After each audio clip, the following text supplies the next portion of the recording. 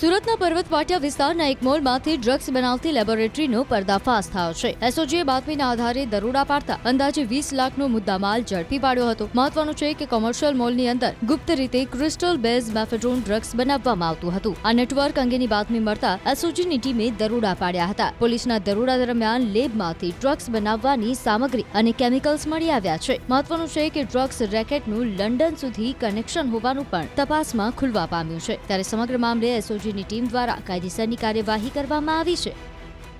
1 જાન્યુઆરી 2026ના રોજ જ્યારે 31મી નાઇટમાં એસઓજીની ટીમ જ્યારે ફિલ્ડમાં હતી ત્યારે એમને માહિતી મળેલી હતી કે અમુક વ્યક્તિઓ જે છે એ વોટ્સએપથી, ઇન્સ્ટાગ્રામથી, સ્નેપચેટથી એ ડ્રગ્સનું વેચાણ કરે છે। તો અમારી લગભગ 4 મહિનાથી આની વોચ જે છે એ ચાલુ હતી અને જે તે વખતે એક આરોપી પકડાઈ ગયેલા અને 2 આરોપીઓ જે છે નાસ્તા ફરતા હતા। એમાં ખુશાલ રણપરિયા અને ભરત લાઠિયા આ બંને જે તે વખતે વોન્ટેડ જાહેર કરવામાં આવેલા। ત્યારબાદ અમારી જે ટીમો છે સતત આ લોકોની પાછળ હતી।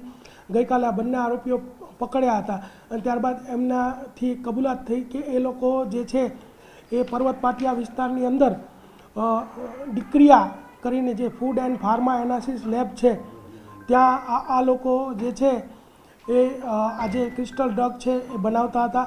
તો ત્યાં જઈને અને બનાવનાર જે આરોપી હતો એનું નામ છે બ્રિજેશ વ્રજલાલ ભાલોડિયા। તો ત્યાં જઈને જે રેડ કરવામાં આવતા આખો જે સેટઅપ છે એ ઝડપાઈ ગયો છે। એમાં સેટઅપની અંદર અલગ અલગ કેમિકલ મળ્યા છે, ફેનેલ મળી છે, પછી વેક્યુમ પંપ મળ્યા છે, ફ્લાસ્ક મળ્યું છે, ડિજિટલ વોટ, વજન કાંટો, બીકર તથા બ્લુ કલરનું ક્રિસ્ટલ ડ્રગ મેફેડ્રોન કે જે એકદમ હાઈ લેવલની પાર્ટીમાં વપરાય છે। તે જનક જે જાગાણી છે એના સૂચના મુજબ મોકલવાનું હતું એવું 16.950 ગ્રામ જે છે મળી આવેલ છે। આજે આરોપીની પૂછપરછ દરમિયાનમાં ખબર પડી છે કે જનક જાગાણી કરીને જે છે એ પોતે પણ કેમિસ્ટ્રીનો વિદ્યાર્થી છે અને આ તમામ જેટલા પણ આમાં લોકો છે એમાં એક જ વ્યક્તિ 10 ફેલ છે। બાકીના તમામ જે છે એ માલિબા કોલેજના વિદ્યાર્થીઓ છે કેમિસ્ટ્રીના। સર, કઈ રીતે આ ડ્રગ્સનું વેચાણ થતું હતું સુરતમાં? આ ડ્રગ્સનું વેચાણ છે વોટ્સએપથી, સ્નેપચેટથી, ઇન્સ્ટાગ્રામથી આ રીતે કરવામાં આવતું હતું। 5,000 રૂપિયાની અંદર આ લોકો વેચતા હતા ગ્રામ।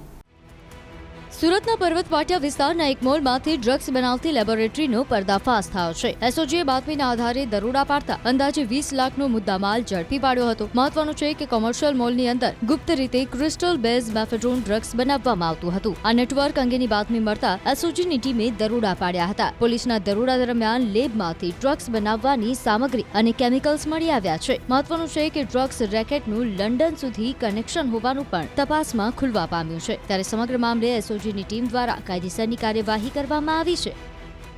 1 જાન્યુઆરી 2026ના રોજ જ્યારે 31મી નાઇટમાં એસઓજીની ટીમ જ્યારે ફિલ્ડમાં હતી ત્યારે એમને માહિતી મળેલી હતી કે અમુક વ્યક્તિઓ જે છે એ વોટ્સએપથી, ઇન્સ્ટાગ્રામથી, સ્નેપચેટથી એ ડ્રગ્સનું વેચાણ કરે છે। તો અમારી લગભગ 4 મહિનાથી આની વોચ જે છે એ ચાલુ હતી અને જે તે વખતે એક આરોપી પકડાઈ ગયેલા અને 2 આરોપીઓ જે છે નાસ્તા ફરતા હતા। એમાં ખુશાલ રણપરિયા અને ભરત લાઠિયા આ બંને જે તે વખતે વોન્ટેડ જાહેર કરવામાં આવેલા। ત્યારબાદ અમારી જે ટીમો છે સતત આ લોકોની પાછળ હતી। ગઈકાલે આ બંને આરોપીઓ પકડ્યા હતા અને ત્યારબાદ એમનાથી કબૂલાત થઈ કે એ લોકો જે છે એ પર્વત પાટિયા વિસ્તારની અંદર ડિક્રિયા કરીને જે food and pharma analysis lab છે ત્યાં આ લોકો જે છે એ આજે ક્રિસ્ટલ ડ્રગ છે એ બનાવતા હતા। તો ત્યાં જઈને અને બનાવનાર જે આરોપી હતો એનું નામ છે બ્રિજેશ વ્રજલાલ ભાલોડિયા।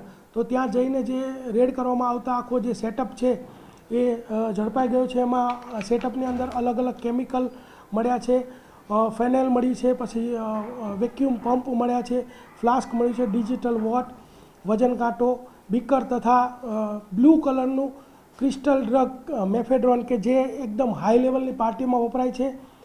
તે જનક જે જાગાણી છે એના સૂચના મુજબ મોકલવાનું હતું એવું 16.950 ગ્રામ જે છે મળી આવેલ છે।